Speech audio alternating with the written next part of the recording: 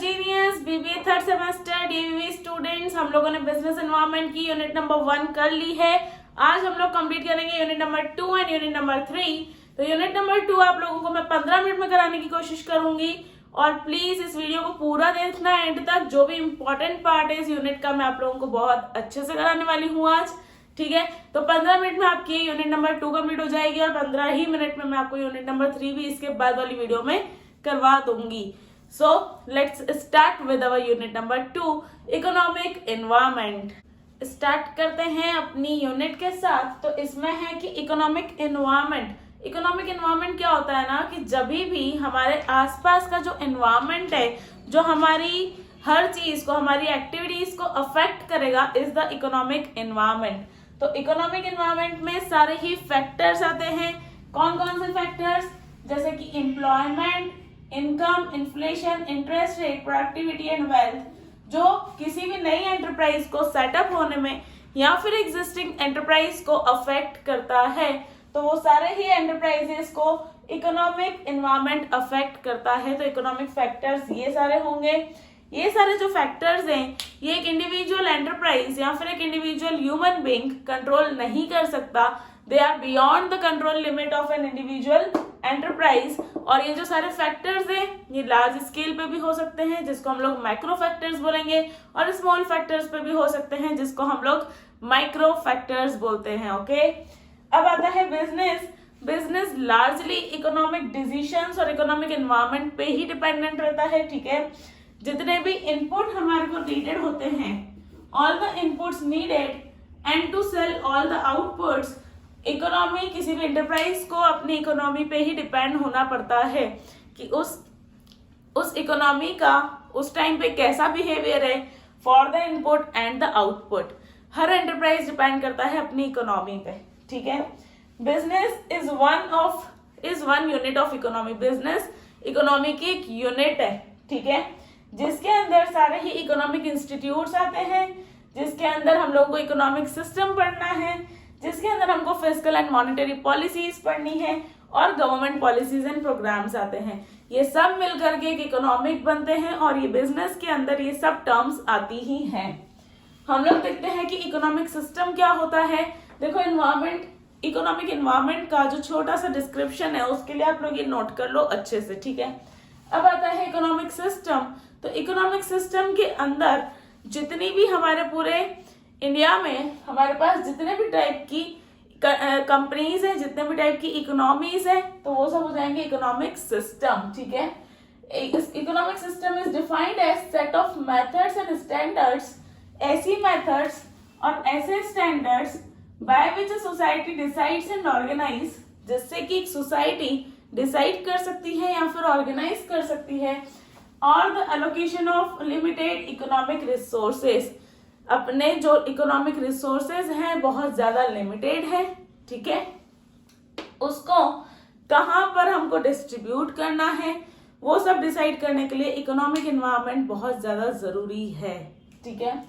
Economic system refers to organisational arrangements and processes जिससे कि society makes it consumption and production decisions, जिससे कि कोई भी इकोनॉमी अपने कंजम्पशन, क्या कंज्यूम करना है और क्या प्रोड्यूस करना है, वो डिसीजंस ले सकती है। ओके, इकोनॉमिक सिस्टम क्या हो सकता है? इकोनॉमिक सिस्टम में भी इकोनॉमिक सिस्टम या तो कैपिटलिज्म हो सकता है, या तो सोशलिज्म हो सकता है, या फिर मिक्स्ड इकोनॉमी हो सकता है, ठीक है। तो कैपिटलिज्म मतलब जहां पर प्राइवेट सेक्टर है, जहां पर प्राइवेट इंडिविजुअल्स हैं, हाउस होल्ड सेक्टर है, जहां पर वो लोग सिर्फ प्रॉफिट मोटिव के लिए अपना बिजनेस कर रहे हैं, तो वो पूरा का पूरा कैपिटलिज्म इकोनॉमी होती है। सोशलिज्म इकोनॉमी मतलब कि जो गवर्नमेंट है और गवर्नमेंट दूसरों के लिए, सोशल वेलफेयर के लिए, इक्विटी एंड डिस्ट्रीब्यूशन के लिए, इक्विटेबल के लिए और ग्रोथ के लिए, डेवलपमेंट के लिए जो काम करती है, जो एंटरप्राइजेस है गवर्नमेंट के, वो सारे आते हैं सोशलिज्म इकोनॉमी में। बचती हमारी मिक्स्ड इकोनॉमी जो इंडिया में फॉलो होती है। मिक्स्ड इकोनॉमी में प्राइवेट सेक्टर और पब्लिक सेक्टर दोनों साथ में काम करते हैं, ठीक है। फॉर एग्जाम्पल हमारे इंडिया में आज टेलीकम्युनिकेशन है, तो यहाँ पर एक प्राइवेट सेक्टर भी है जैसे कि एयरटेल और जियो, और यहाँ पर एक पब्लिक सेक्टर भी है जिसमें की है BSNL, ऑलराइट। तो जहां पर दोनों सेक्टर मिलके काम करते हैं वो जाती है मिक्स्ड इकोनॉमी। मेन फीचर्स क्या है या कैरेक्टरिस्टिक्स क्या है इकोनॉमिक एनवायरनमेंट के। तो इकोनॉमिक एनवायरनमेंट एक बहुत ज्यादा कॉम्प्लेक्स सिस्टम है। क्यों कॉम्प्लेक्स सिस्टम है?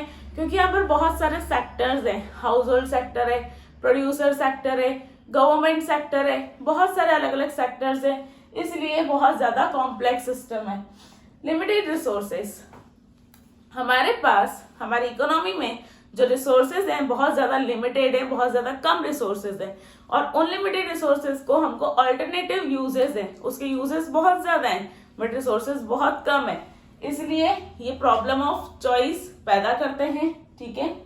मार्केट मैकेनिज्म, मार्केट में क्या चीज चाहिए क्या चीज नहीं चाहिए ये सब चीज हमको डिसाइड करनी है, क्या बनाना है क्या नहीं बनाना है, किसके लिए बनाना है। ठीक है। डिमांड एंड सप्लाई के फोर्सेस पे ये सब चीजें डिपेंड करती है। Positive intervention of government, government का जो इंटरवेंशन है गवर्नमेंट हमेशा पॉजिटिव लेती है। इंटरवेंशन मतलब गवर्नमेंट जब अपना ग्रोथ के लिए कुछ काम करती है, इक्विटेबल डिस्ट्रीब्यूशन के लिए जब कोई काम करती है तो उसको बोलते हैं पॉजिटिव इंटरवेंशन ऑफ गवर्नमेंट। और ये एक ओपन सिस्टम है। ओपन सिस्टम मतलब हम लोग मल्टीनेशनल कंपनीज के साथ भी वर्क करते हैं, है ना। हमारे जो इकोनॉमिक सिस्टम है वो ओपन है। ओपन मतलब कि जिसमें हम लोग इंटरनेशनल कंपनीज के साथ भी ट्रेड कर सकते हैं, हम लोग ग्लोबलाइजेशन कर सकते हैं, हम लोग इंपोर्ट एक्सपोर्ट कर सकते हैं, तो वो सब ओपन सिस्टम हो गया। ठीक है। अगर आप लोगों को बिजनेस एनवायरनमेंट, इकोनॉमिक एनवायरनमेंट का कोई भी क्वेश्चन आता है तो इतना अगर आप लिखोगे तो कोई नंबर नहीं कटेंगे और आपको मार्क्स मिलेंगे ही सही। ठीक है। अब अपन लोग इसके मेन पार्ट पे आते हैं जो बहुत मोस्ट इंपॉर्टेंट पार्ट है इस यूनिट का, यूनिट नंबर 2 का। तो इतना आप लोग पहले नोट डाउन कर लो, मैं जल्दी से आप लोगों को इसके आगे का पार्ट भी समझा देती हूँ। बहुत इंपॉर्टेंट पार्ट है ये वाला, जिसमें कि आप लोगों को इंडियन इकोनॉमी और उसके नेचर के बारे में बात करनी है। ठीक है। तो इंडियन इकोनॉमी कैसी है? इंडियन इकोनॉमी में मिक्स्ड इकोनॉमी फॉलो होती है, मतलब जहाँ पर प्राइवेट और पब्लिक मिलकर काम करते हैं। वेरियस सेक्टर्स है, मतलब हाउस होल्ड सेक्टर है, ज्वाइंट सेक्टर है, पब्लिक सेक्टर है, कोऑपरेटिव सेक्टर है, बहुत सारे अलग अलग सेक्टर्स यहाँ पर वर्क करते हैं। बहुत सारे प्लान्स बनते हैं, जैसे कि 5 ईयर प्लान्स बनते हैं। ठीक है। इक्विटेबल डिस्ट्रीब्यूशन के लिए कुछ प्लान्स बनते हैं, हर साल का अलग अलग बजट बनता है, तो बहुत सारे प्लान्स बनते हैं। यहाँ पे इक्विटेबल डिस्ट्रीब्यूशन होती है इंडियन इकोनॉमी में। ठीक है। इकोनॉमी में, हमारी इंडियन इकोनॉमी में हम लोगों ने एक रिमार्केबल प्रोग्रेस देखी है, जहां पर एग्रीकल्चर, इंडस्ट्री और टेक्नोलॉजी तीनों ही सेक्टर में बहुत ज्यादा प्रोग्रेस हुई है एज कम्पेयर टू हमारे पहले के दिनों से। डेवलपिंग इकोनॉमी है, इसलिए हम लोग इंडियन इकोनॉमी को डेवलपिंग इकोनॉमी बोल सकते हैं। यहाँ पर प्रोग्रेस इन एग्रीकल्चर हुआ है, इंडस्ट्रियल डेवलपमेंट हुआ है, पहले जितनी भी इंडस्ट्रीज थी अब बढ़ चुकी हैं। Increase in national per capita income, income में इंक्रीज आया है, इंक्रीमेंट आया है। Development of means of transportation and communication, transportation और मीन्स ऑफ कम्युनिकेशन में बहुत ज्यादा इंप्रूवमेंट हुआ है, डेवलपमेंट हुआ है। इंक्रीज इन फॉरेन ट्रेड, क्योंकि लिबरलाइजेशन और ग्लोबलाइजेशन आ गया, हमारी पॉलिसीज चेंज हो गई, उसके बाद से हमारे पास इंक्रीज इन फॉरेन ट्रेड हो चुका है। ठीक है। इंडियन इकोनॉमी और उसका नेचर पक्का आएगा एग्जाम में, तो ये अच्छे से कर लो, ये बहुत इंपॉर्टेंट पार्ट है, इस पे लिख देना मोस्ट इंपॉर्टेंट। ठीक है। इंडियन इकोनॉमी हो गया। अब हम लोग नेचर ऑफ इंडियन इकोनॉमी देख लेते हैं। तो nature of Indian economy, economy refers to all those activities and arrangements in which the citizens of a country either individually or collectively undertake to satisfy their wants। मतलब जो भी हम लोग अपनी wants को satisfy करने के लिए जो भी काम करते हैं, अपने ऑर्गेनाइजेशन बनाते हैं, जो भी काम हम लोग करते हैं वो हो जाता है इकोनॉमी। ठीक है। इकोनॉमिक एनवायरनमेंट में हम लोग कॉज एंड इफेक्ट निकालते हैं। जब हमारी प्रॉब्लम्स होंगी इकोनॉमिक लाइफ में तो उसके लिए जो भी कॉज एंड इफेक्ट रिलेशनशिप है उसी को हम लोग इकोनॉमिक एनवायरनमेंट बोलते हैं। ठीक है। इससे हम लोग ये सब चीजें एनालाइज कर सकते हैं। नेचर कैसा है इंडियन इकोनॉमी का? तो ये नेचर के कुछ पॉइंट्स हैं, जिसमें है इकोनॉमिक डेवलपमेंट, इकोनॉमिक डेवलपमेंट हो रहा है। Increase in per capita income, her capita मतलब हर इंसान की इनकम अगर हम लोग पहले से कंपेयर करें तो इंक्रीज हुई है। Increase in capital formation, capital formation अब इंक्रीज हो चुका है। डेवलपमेंट ऑफ इंडस्ट्रीज, पहले इंडस्ट्रीज ना के बराबर हुआ करती थी लेकिन अब इंडस्ट्रीज का डेवलपमेंट हो गया। इंक्रीज इन एम्प्लॉयमेंट, एम्प्लॉयमेंट पहले बहुत कम लोगों को मिलता था और ना के बराबर मिलता था, लेकिन अब एम्प्लॉयमेंट बहुत ज्यादा मिलता है और गवर्नमेंट भी ऐसी अपॉर्चुनिटीज निकालती है जिससे कि लोगों को एम्प्लॉयमेंट मिल सके। स्ट्रक्चरल चेंजेस, बहुत सारे स्ट्रक्चरल चेंजेस आए हैं, ठीक है।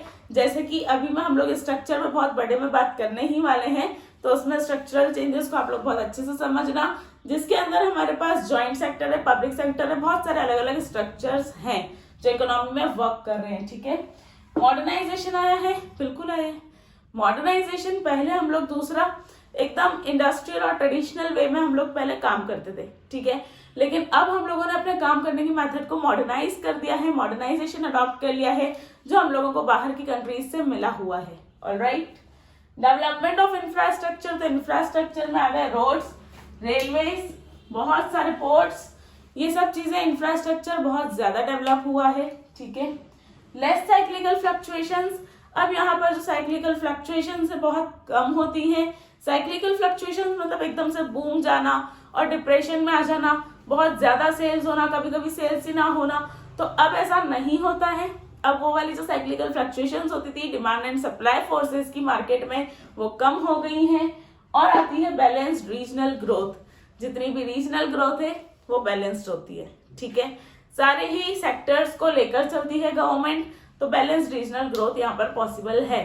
तो ये हो गया इंडियन इकोनॉमी और उसका नेचर, ये एग्जाम में आ सकता है, इसको बहुत अच्छे से लिख लो और इस पॉइंट्स को लर्न कर लो।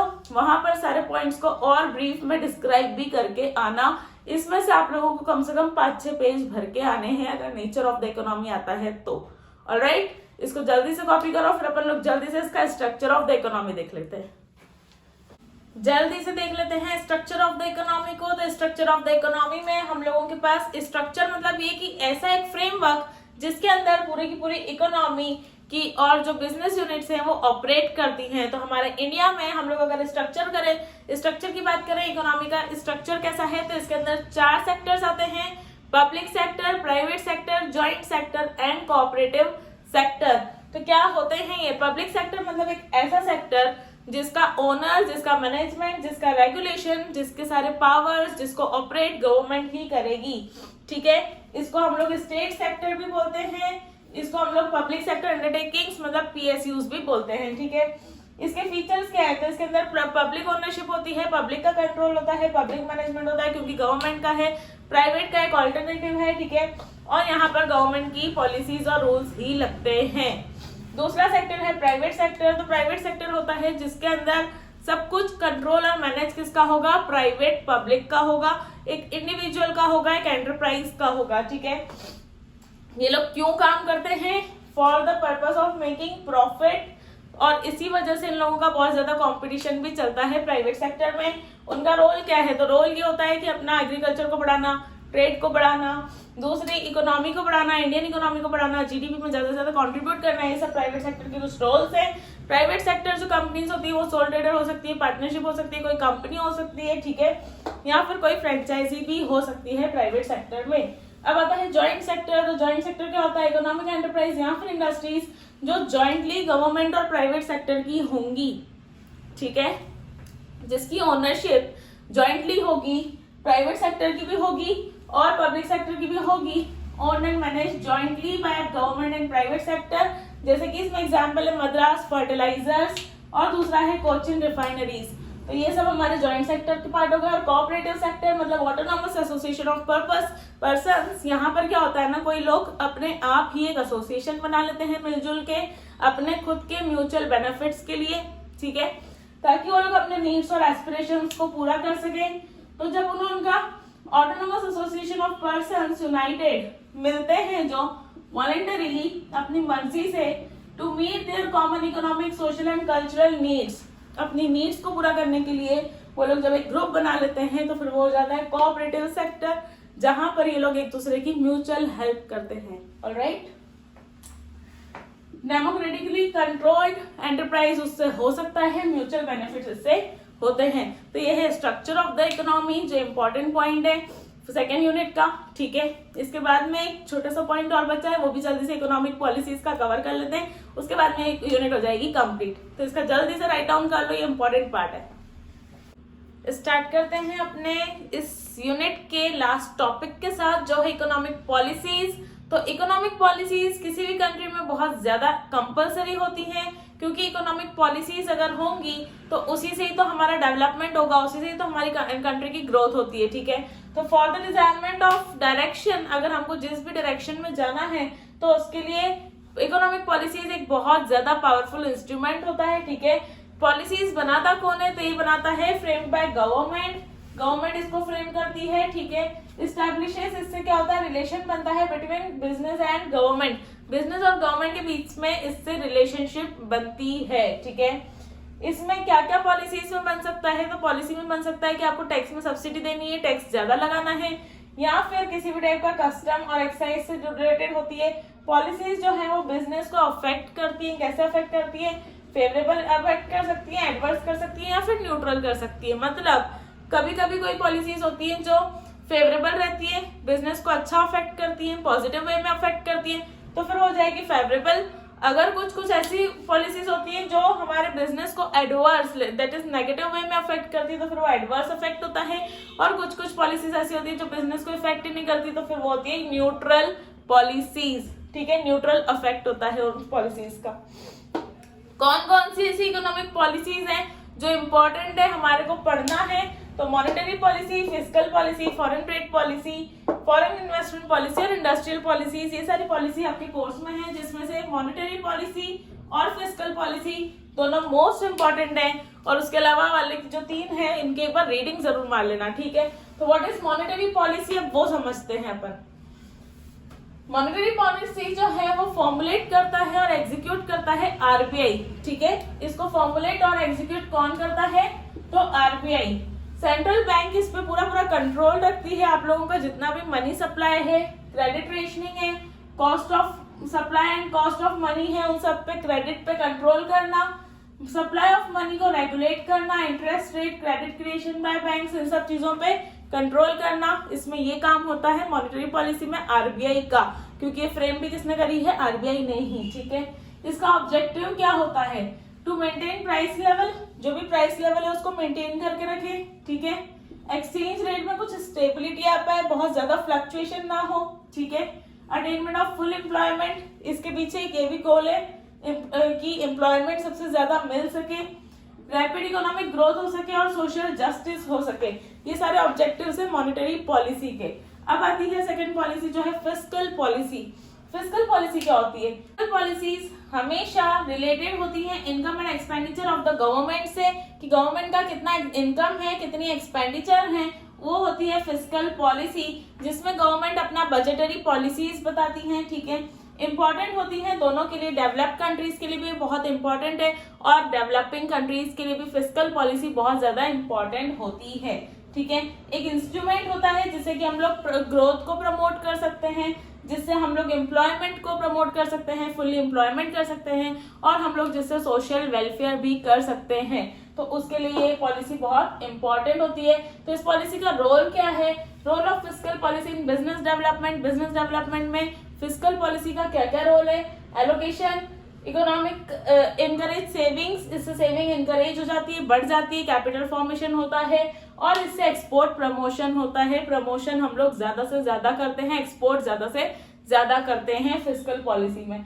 फॉरेन इन्वेस्टमेंट पॉलिसीज पे आते हैं, तो फॉरेन इन्वेस्टमेंट पॉलिसीज ऐसी पॉलिसीज होती हैं जिससे कि हम लोग फॉरेन इन्वेस्टर्स जिन्होंने भी इंडिया में इन्वेस्टमेंट किया है उसको हम लोग रेगुलेट कर सके, ठीक है। तो गवर्नमेंट इसको बनाती है, फ्रेम्ड बाय गवर्नमेंट, और वो क्यों बनाते हैं, ताकि हम लोग फॉरेन इन्वेस्टमेंट को रेगुलेट कर सके, alright. Liberal foreign investment policies होती हैं, इसको अडॉप्ट करना बहुत ज्यादा अच्छा होता है, क्यों, क्योंकि इससे हम लोग कैपिटल फॉर्म कर सकते हैं, हमारे यहाँ पे कैपिटल बढ़ सकती है, ठीक है, इंक्रीज कैपिटल फॉर्मेशन होगा, इंडस्ट्रियलाइजेशन इससे प्रमोट होगा, मतलब हम लोगों के पास कैपिटल आएगी जिससे हम लोग ज्यादा से ज्यादा इंडस्ट्रीज ओपन कर सकते हैं। अगर हम लोग इंडस्ट्रीज ओपन करेंगे तो उससे हमारे यहाँ पर इकोनॉमी में कंपटीशन भी तो इंक्रीज हो जाएगा, तो इससे हम लोगों को बहुत ज्यादा फायदा होता है, बेनिफिशियल होती हैं। और आज की तारीख में ऐसी बहुत सारी वेरियस कंट्रीज हैं जो डेवलप्ड हैं और उन्होंने हायर ग्रोथ रेट्स भी अचीव किए हैं just by following foreign investment policy या फिर liberal in foreign investment policy. इसको फॉलो करके, इसको अडॉप्ट करके बहुत सारी कंट्रीज ने हायर ग्रोथ रेट्स को अचीव किया है, ऑलराइट। ये तीनों पॉलिसीज अभी हमने समझ ली हैं। अब हमको 2 पॉलिसीज और समझनी है, जिसमें है फॉरेन ट्रेड पॉलिसी और इंडस्ट्रियल पॉलिसी। जल्दी से ये समझ के हम लोग इस यूनिट को एंड करते हैं। जल्दी से इतना नोट डाउन कर लो। फॉरेन ट्रेड पॉलिसी तो एक्सपोर्ट और इंपोर्ट में काम आती है, ठीक है। सारी ही वो पॉलिसीज जब हम लोग इंपोर्ट में या एक्सपोर्ट में इंपोर्ट को रेस्ट्रिक्ट करने के लिए लगाते हैं और एक्सपोर्ट को प्रमोट करने के लिए लगाते हैं, गवर्नमेंट ही इनको भी फॉर्मुलेट करती है, रेगुलेट करती है, तो इसको हम लोग इंपोर्ट एक्सपोर्ट पॉलिसीज भी बोलते हैं। और ये बहुत सारे बिजनेस यूनिट्स को अफेक्ट भी करती है। ऑलराइट, इसमें आता है रेस्ट्रिक्टिव इंपोर्ट पॉलिसी, जो हमने किस एम से करी है, ताकि हम लोग इंपोर्ट कम से कम कर सकें। ऑलराइट, इंडस्ट्रियल पॉलिसीज गवर्नमेंट ने इंडस्ट्रीज को प्रमोट करने के लिए लगाई हैं। इसमें government policies towards industries, government ने इंडस्ट्रीज के लिए लगाई हैं और उन्होंने ग्रोथ के लिए, एस्टैब्लिशमेंट के लिए, फंक्शनिंग के लिए और मैनेजमेंट के लिए जो पॉलिसीज लगाई है गवर्नमेंट ने इंडस्ट्रीज पे, आर द इंडस्ट्रियल पॉलिसीज। इससे हम लोगों का इंडस्ट्रियल डेवलपमेंट हो सकता है, कंपनीज में शेप्ड हो सकती है, गाइडेड। अगर हमारे पास कुछ प्रॉपर नॉर्म्स होंगे, प्रॉपर रूल्स एंड रेगुलेशंस होंगे, वर्किंग के पॉलिसीज बनी हुई होंगी, तो उसको अडॉप्ट करके हमारी जो इंडस्ट्री है वो प्रॉपरली शेप्ड होगी, है ना। उसको सही से गाइडेंस मिल पाएगा, रेगुलेटेड होगी, कंट्रोल्ड होगी। और ब्रॉडर कॉन्सेप्ट है, बिल्कुल इसमें बहुत बड़ा कॉन्सेप्ट है ये, और इसके अंदर बहुत सारे पॉलिसीज, प्रिंसिपल्स, रूल्स और रेगुलेशंस आते हैं। ऑलराइट, तो इंडस्ट्रियल पॉलिसी तक हमारा इकोनॉमिक पॉलिसीज का टॉपिक कंप्लीट हो गया। एक लास्ट टॉपिक है जो है इकोनॉमिक कंडीशन का, तो इसको भी अपन लोग देख लेते हैं। इकोनॉमिक कंडीशन मतलब आज हमारी इकोनॉमी किस कंडीशन में है, ठीक है। हमारी इकोनॉमी किस कंडीशन में है, देखो कंडीशन, सिचुएशन बदलती रहती है बार बार, depending upon the market forces of demand and supply हमारी economic condition increase and decrease हो सकती है, ठीक है। तो इकोनॉमिक कंडीशन एक स्टेट है इकोनॉमी का या फिर कंट्री का, किस स्टेट में आज हमारी कंट्री है वो होती है इकोनॉमिक कंडीशन, ठीक है। कंडीशन चेंज होती है ओवर टाइम, ठीक है, as per the economic and business cycle. Economic cycle, business cycle को देखते हुए हमारी इकोनॉमिक कंडीशन चेंज होती रहती है। कैसे चेंज होती है, या तो इंक्रीज होगी या तो डिक्रीज होगी, depending upon the demand and supply forces of market. अगर हमारी इकोनॉमिक कंडीशन पॉजिटिव है, पॉजिटिव कंडीशन होगी तो उस टाइम पे एक्सपांडिंग इकोनॉमी होगी, और अगर नेगेटिव कंडीशन होगी, नेगेटिव इकोनॉमिक कंडीशन होगी तो उस टाइम पे कॉन्ट्रैक्टिंग इकोनॉमी होगी। जो कॉन्ट्रैक्टिंग इकोनॉमी मतलब नीचे जा रही होगी हमारी इकोनॉमी, और पॉजिटिव के केस में इकोनॉमी ऊपर जा रही होगी, ठीक है। इकोनॉमिक कंडीशंस जो है वो अफेक्ट करती हैं इकोनॉमिक पॉलिसीज को, ठीक है। इकोनॉमिक कंडीशन से हमारा स्टाइल, हमारी क्वालिटी ऑफ लाइफ इंक्रीज हो सकता है या फिर इम्प्रूव हो सकता है, ठीक है। कंजम्पशन लेवल इंक्रीज हो सकता है, परचेजिंग पावर इंक्रीज हो सकती है इकोनॉमिक कंडीशन अच्छी होने से, ठीक है। इकोनॉमिक कंडीशंस कैसे अफेक्ट होती हैं, तो वो माइक्रो और मैक्रो फैक्टर से अफेक्ट होती हैं बहुत ज्यादा, ठीक है। ये पूरे के पूरे नोट्स आप लोग नोट कर लो अच्छे से, ये नोट्स बहुत इंपॉर्टेंट है। यूनिट 2 यहाँ पर अपन की कंप्लीट हो जाती है, ठीक है। और आगे मैं आप लोगों को यूनिट 3 के नोट्स और देने वाली हूँ। अगर मुझे टाइम मिला तो मैं आपको यूनिट 4, यूनिट 5, यूनिट 6 सबके दे दूंगी, बट यूनिट 3 के मैं आपको पक्का देने वाली हूँ। तो इतना आप लोग अभी अच्छे से नोट कर लो, ठीक है। और इसमें से जो क्वेश्चन बनेगा एग्जाम में, तो आप लोगों को उसमें सबसे पहले तो है ना अपना इकोनॉमिक एनवायरनमेंट को थोड़ा सा ब्रीफ कर लेना, उसके बाद में इकोनॉमिक पॉलिसीज का आता है, इकोनॉमिक पॉलिसीज का कर लेना। अदरवाइज बहुत अच्छे से इसका क्वेश्चन अच्छे से अटेम्प्ट करके आना, ठीक। और आगे की सारी ही यूनिट्स के लिए या सारे ही सब्जेक्ट्स के नोट्स के लिए इस चैनल को आप लोग सब्सक्राइब कर लो। अगर वीडियो अच्छी लगी और अगर यूनिट 2 आपको समझ आ गई है तो ही इस वीडियो को लाइक भी कर देना, और अगर कोई इस यूनिट 2 में अगर आपको कोई भी डाउट है तो आप मुझसे कमेंट करके कमेंट सेक्शन में पूछ सकते हो। Alright, all the very best guys, अच्छे से प्रिपरेशन करो। ये भी के एग्जाम लिख रहे हो तो देखो मैंने आपको पहले ही बताया था, एक आंसर के लिए 8 पेज भर के आना, ठीक है। सिंगल साइडेड 1 पेज आप लोगों को भर के आना है 16 मार्क्स के लिए। 8 पेज ओवरऑल आपके कवर्ड होने चाहिए उसमें, और उसमें आप लोगों को सबसे पहले इकोनॉमिक एनवायरनमेंट समझाना है, उसका नेचर समझाने को आ जाए तो नेचर अच्छे से समझाना, स्ट्रक्चर आ जाए स्ट्रक्चर अच्छे से करना, पॉलिसीज आ जाए या कंडीशन आ जाए, जो भी आ जाए बहुत अच्छे से करके आना। इसका नेचर, स्ट्रक्चर बहुत जरूरी है, और इकोनॉमिक पॉलिसीज में भी मॉनेटरी फिस्कल बहुत अच्छे से कर लो, ठीक है। और कंडीशंस की एक बार बस रीडिंग मार लो। All the very best guys, thank you, bye bye.